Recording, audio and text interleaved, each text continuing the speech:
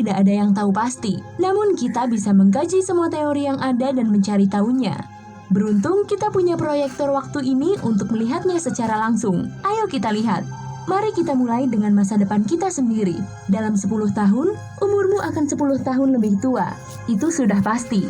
Dalam 100 tahun, teknologi akan maju pesat, dan kita semua akan menjadi bagian dari jaringan yang lebih besar dari internet. Kita juga akhirnya akan mulai menjajah planet-planet di sekeliling kita.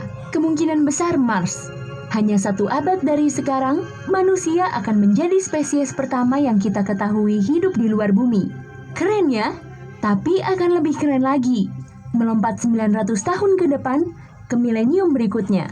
Dalam 1000 tahun, pemakaian teknologi manusia bukan hanya di kehidupan sehari-hari saja, tapi juga di dalam tubuh. Pernah dengar tentang cyborg? Jika hal itu terdengar seperti fantasi ilmiah untukmu, bersiaplah untuk terkejut. Itulah yang akan terjadi pada manusia di masa depan. Lalu terjadilah 10.000 tahun dari sekarang. Antares, bintang supergiant merah paling terang ke-15 di langit malam kita, akan mengalami ledakan supernova. Peristiwa dahsyat ini akan mudah dilihat dengan mata telanjang, bahkan di siang bolong, kalau masih ada manusia untuk menyaksikannya. 100.000 tahun di masa depan, dan banyak konstelasi bintang yang kita kenali telah berubah karena pergerakan alami bintang.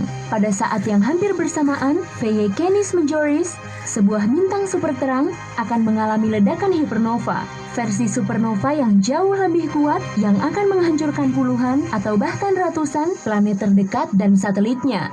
Sementara, bumi akan merayakan ulang tahunnya dengan erupsi supervolkanik, mengakibatkan magma panas dan abu vulkanik menyelimuti ribuan kilometer persegi daratannya. Dalam 500.000 tahun, planet kita akan dihantam bongkahan batu besar dari langit, asteroid berdiameter sekitar 0,8 km. Jika manusia tidak menemukan cara untuk menghadapinya, ini akan menyebabkan kehancuran massal di bumi. Setelah 1 juta tahun, 2 dari 4 bulan Uranus akan bertabrakan, menyebabkan kehancuran di planet itu.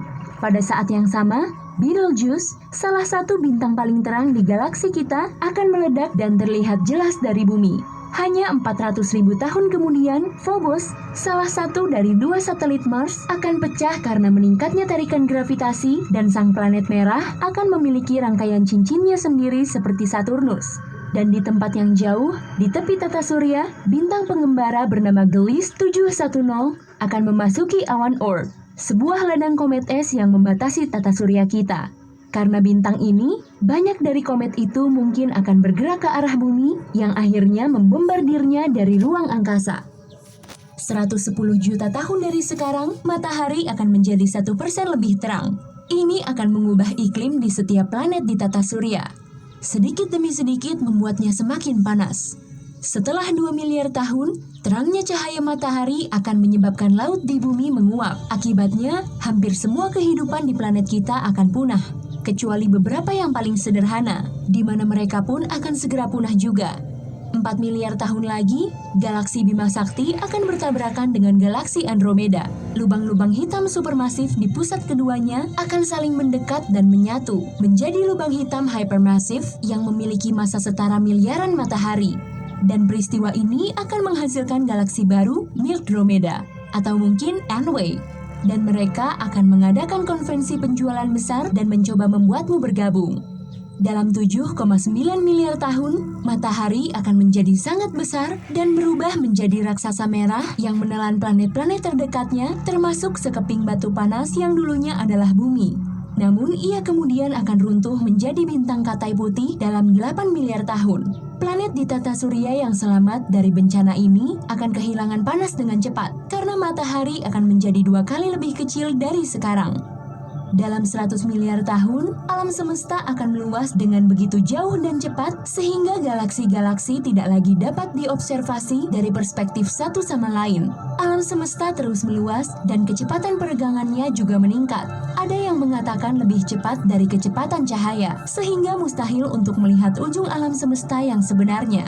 Dalam 1 triliun tahun, tidak akan muncul lagi bintang-bintang baru di ruang angkasa. Alam semesta akan membentang begitu luas hingga jarak antar bintang dan galaksi akan terlalu besar. Tidak akan ada lagi awan gas, sehingga tidak ada lagi material untuk membentuk bintang-bintang baru. Dalam 100 triliun tahun, era degenerasi akan dimulai. Tanpa bahan bakar untuk memberi makan bintang-bintang baru, pembentukannya akan berhenti sama sekali. Di saat yang sama, bintang-bintang yang ada perlahan-lahan akan memudar, berubah dari bintang terang menjadi bintang katai, merah, biru, putih, dan coklat. Dalam 120 triliun tahun, hanya katai putih dan coklat yang akan tetap tinggal di mana bintang-bintang dahulu berada. Semua bintang itu sudah kehabisan bahan bakar dan ruang angkasa akan terserak sisa-sisa bintang yang memudar. Alam semesta menjadi tempat tinggal yang gelap. Bintang katai coklat akan sesekali bertabrakan dengan satu sama lain, melebur menjadi bintang katai merah untuk waktu yang singkat. Tetapi pada akhirnya, tanpa bahan bakar, bintang ini pun juga akan padam dan meninggalkan kegelapan. Setelah 1 kuadriliun tahun, semua planet akan terlempar keluar dari orbitnya dan melayang di angkasa luar yang dingin dan gelap. Tidak ada yang bisa hidup di planet-planet ini lagi dan tidak ada yang bisa menyalakan kembali bintang-bintang di ruang angkasa. 1 kuintiliun tahun dan benda-benda yang dulunya bintang juga akan dikeluarkan dari galaksinya, mengembara di alam semesta yang kosong selama waktu yang tersisa. Menurut standar luar angkasa, itu tidaklah terlalu lama. Dalam 10 pangkat 45 tahun, bahkan partikel yang membentuk semua hal di alam semesta akan mulai membusuk. Dan ketika proses itu selesai, era lubang hitam segera dimulai. Lubang hitam akan menjadi satu-satunya benda yang tersisa di alam semesta. Sisanya akan musnah.